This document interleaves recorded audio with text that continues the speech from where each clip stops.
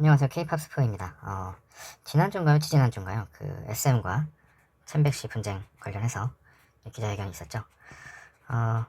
SM은 역사적으로, 기업 역사적으로도 동방신기, 그 전에는 이제 H.O.T가 있었고, 지금은 이제 엑소 중국 멤버들을 시작으로 이제 탈퇴가 있었고, 지금은 또 CBX, 챔백씨, 또 계약 분쟁이 계속 있는데, 그 H.O.T는 JTL, 이게 재원, 토니, 그리고 장우혁, 토니, 이재원, JTL 약자죠. 그 동방신기도 이제 탈퇴 멤버들이 있어서 이게 생각이 안 나는데, 동방신기는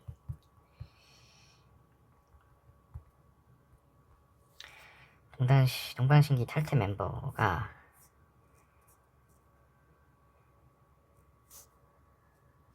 동방신기는 기사가 나온 게 또 있네요. 그 JYJ, 김재중, 박유천, 김준수도 장기 계약이랑 수익 배분 문제로 갈등을 했었고, 이때 이제 공정거래위원회에서 그 전속 계약 7년이 나오게 된, 표준 계약으로 나오게 된 그런 좀 케이스였고, 엑소는 뭐 2014년부터 여기 보시면 크리스 우, 루한, 타오가 이제 전속 계약 효력 부존재 확인 소송 내면서 팀을 탈퇴했죠. SM은 역사적으로 볼 때 계속 이런 남자 아이돌 그룹이 계속 탈퇴를 합니다. 계속 탈퇴를 하고 전속 계약 관련된 소송을 계속 제기를 하죠. 근데 왜 유독 SM만 그런 문제가 있느냐? 뭐 최근에 하이브도 그런 좀 문제가 있고, 이제 YG, 전통적으로 YG, JYP는 제가 기억하기로는 뭐 YG는 약국이라고 했었는데 마약 이슈나 이런 게 좀 있고, 그리고 이제 21은 뭐 재계약을 못했죠. 재계약을 안 하고 이제 뭐 CL이든 산다라박이든 다 이제 각자 활동을 하는 추세로 갔고, 그럼에도 불구하고 이런 그 계약 기간 내에 이런 전속 계약이 효력이 없다, 이런 이슈를 제기한 사례는 없었던 것 같아요. 그리고 JYP도 마찬가지로, JYP는 그나마 이제 요 SM, YG, JYP 3사 중에서는 제가 보기엔 박진영 PD와 아티스트 간에 좀 그래도 끈끈한 좀 유대관계가 있지 않나. 그래서 이런 이슈가 거의 없었어요. 단 뭐 2007년인가 8년인가요? 지금 활발하게 활동하는 J-POP 모어비전의 대표로 활동하고 있는 그리고 AOMG를 설립했던 J-POP은 요 당시에 이제 한국 비하 발언, 지금 보면 또 비하 발언도 아니긴 해요. 한국 비하 발언이 이제 이슈가 되면서 고향이었던 이제 시애틀로 가게 되죠. 시애틀로 가게 되고, 시애틀로 가서 이제 그때 이제 유튜브가 초창기 때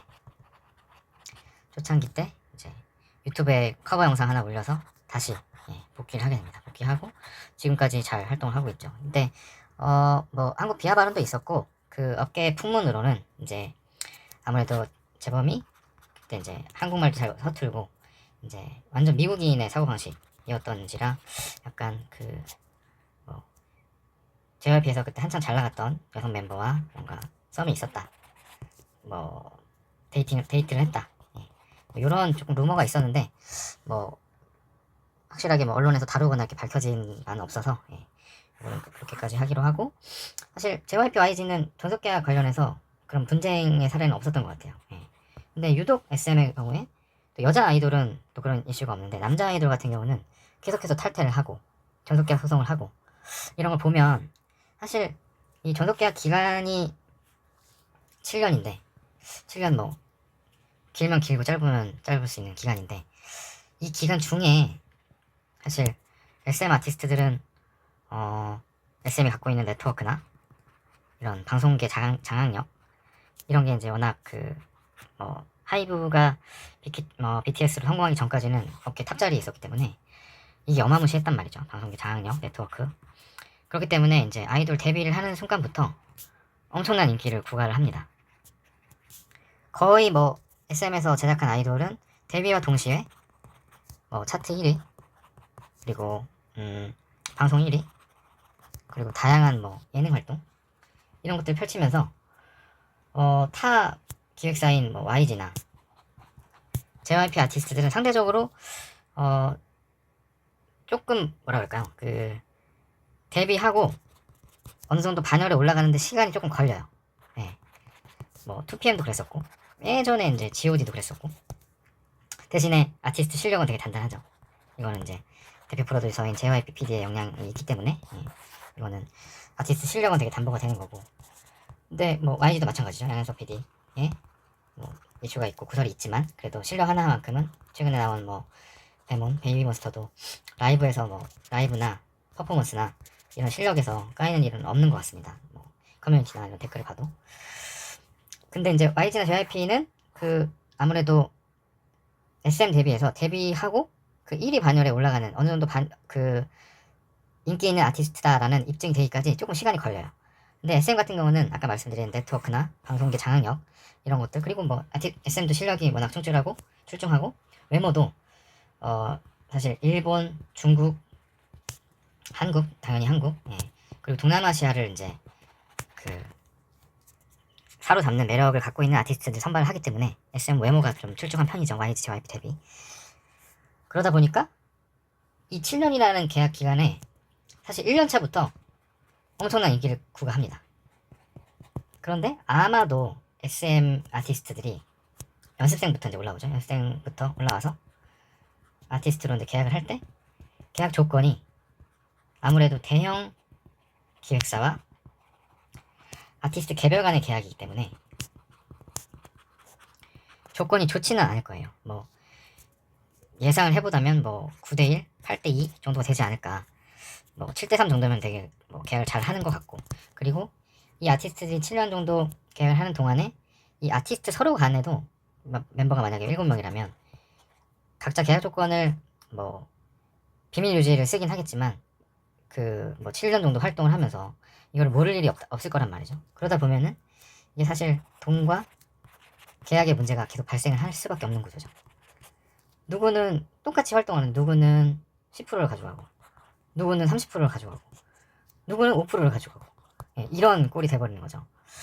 그러다 보니까 뭔가 이 계약적인 문제 계약상의 문제가 SM을 계속 발목을 잡는 게 아닌가 좀 그런 생각이 들었고 그러면 왜 YG나 JYP는 이런 계약 문제가 안 생기는가 이거를 조금 제가 여러분들하고도 좀 얘기를 나눠봤는데 결국은 그 SM은 뭐 지금은 나가셨지만 이수만 YG는 양현석 그리고 JYP는 박진영 요 세 명의 이제 PD들이 그래도 아티스트들이랑 그 교류를 하고 뭐 아티스트 선발에도 관여를 하고 음악 제작이나 전체적인 프로듀싱에 이제 관여를 하시는 분들인데 이분들과의 이제 사실 커뮤니케이션의 문제가 아닌가 저는 좀 그렇게 생각을 합니다. 업계에 많은 분들도 좀 그렇게 생각을 하고 있고 이수만 PD, 양현석 PD, 박진영 PD 모두 다 걸출한 분들이죠. 걸출하신 분들인데 사실 아티스트 출신이기도 하고 그러다 보니까 아티스트의 입장을 누구보다도 이제 많이 이해하시는 분들인 것 같은데 SM 같은 경우는 조금 이 YG나 JYP보다는 뭐라 그럴까요? 그 아티스트들이랑 거리감이 좀 있는 것 같아요. 최근에 나오는 이런 아이돌 아티스트랑 거리감이 좀 있다. 그리고 뭐 이수만 PD 같은 경우에 보아 정도까지는 뭔가 서로 좀 그 깊이 있는 관계를 좀 유지를 하고 있는 것 같은데 그 이후에 이제 데뷔한 그 아까 말씀드렸던 동방신기 때부터 이런 문제가 이제 나오기 시작했으니까 뭔가 아티스트 케어나 이런 게 사실 이수만 PD가 뭐 관여를 하긴 하겠지만 이런 계약적인 부분에서 사실 이수만 그 예전 회장이라는 직함을 갖고 있었지만 그 전문 경영인 체제이긴 했거든요. 그 이수만 씨 시절에 김현민 대표부터 지금은 이제 뭐 장철혁 그 타경준 공동대표가 있긴 하지만 사실 이런 계약이나 이런 숫자적인 부분에 있어서는 이수만님과 상의를 했을까 그런 좀 의문이 들고 있습니다. 그리고 아무래도 SM이 이제 그 성공을 해서 회사가 커지다 보니까 더 아마 이런 엑소가 처음에 나왔을 때 몇 명이었었죠? 아무튼 뭐 10명이 넘는 이런 아티스트를 다 케어하기는 사실 쉽지 않았을 거라고 생각합니다. 예. 그래서 어쨌든 뭐 되게 원론적인 얘기인 것 같기는 한데, 이런 아티스트 매니지먼트, 아이돌 매니지먼트, 이 케이팝 산업에서 그 아티스트 케어라는 부분, 그리고 계약을 할 때 뭔가 그 서로 비교가 되지 않고 좀 장기간으로 협력을 할 수 있는 이런 방안들이 좀 마련이 돼야 이런 그 전속계약 효력이 없다, 이런 그 분쟁을 사전에 좀 방지할 수 있지 않나, 좀 그런 생각이 들고요.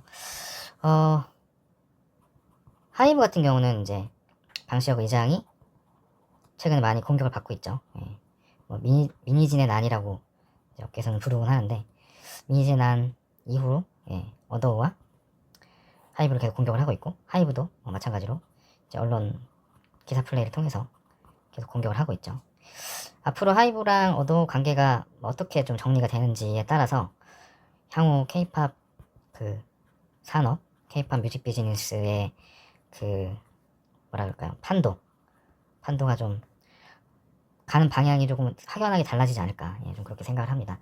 이 하이브 어더우 사태가 좀 정리가 좀 빨리 되고 좀 윈윈하는 방향으로, 이거는 이제 뭐 하이브와 어더우의 윈윈도 있지만 케이팝 업계와 이제 팬들 간에 또 윈윈하는 그 방향으로 좀 정리가 되어야 케이팝이라는 산업이, 그리고 우리나라를 대표하는 어떻게 보면 향후의 먹거리인 컬처 비즈가 좀 장기적이고 영속성 있게 가려면 이런 이슈들이 좀 잘 봉합이 돼서 마무리가 되어야 되지 않나, 좀 그렇게 생각을 하고 있습니다. 오늘은 처음 이렇게 제가 뭐 팟캐스트를 찍어보는 거라서 뭐 다소 좀 정신이 없고 좀 두서가 없이 좀 정리가 된 것 같은데, 다음부터는 조금 더 정리를 해서 잘 정리해서 말씀드릴 수 있도록 하겠습니다. 오늘은 여기까지 하겠습니다. 감사합니다.